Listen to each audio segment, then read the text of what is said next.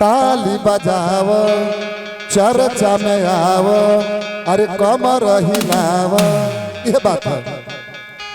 शिव गुण गाव चर्चा में आव ताली बजाव शिव गुण गाव चर्चा में आव ताली बजाव कमर हिलाव।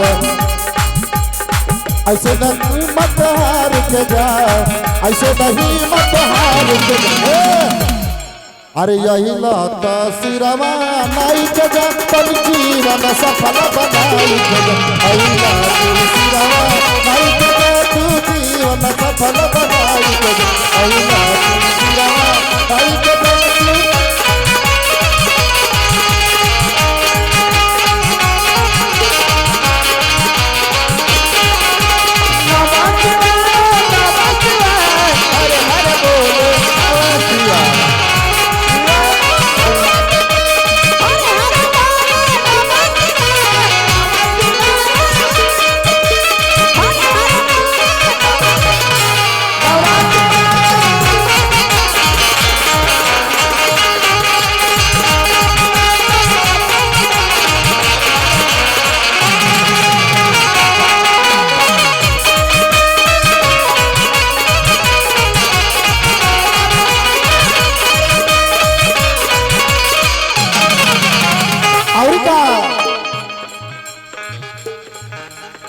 ए भांग धतूरा खाले बारे यौ भड़तानी।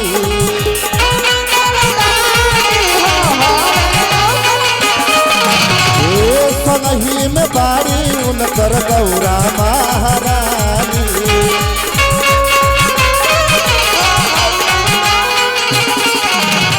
ए भांग धतूरा खाले बारे यौ भड़तानी।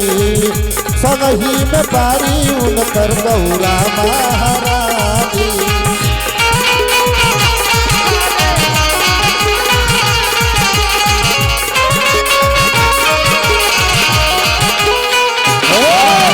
इतने ना अरे कहे त्रिपुरारी शिव भंडारी कहे त्रिपुरारी शिव भंडारी।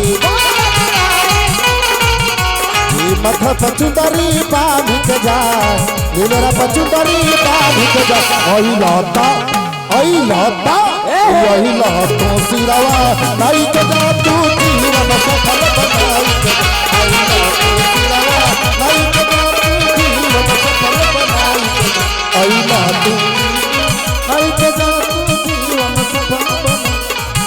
ओई लतो सिरवा नाई के जा तू जीवन सफल बनाई।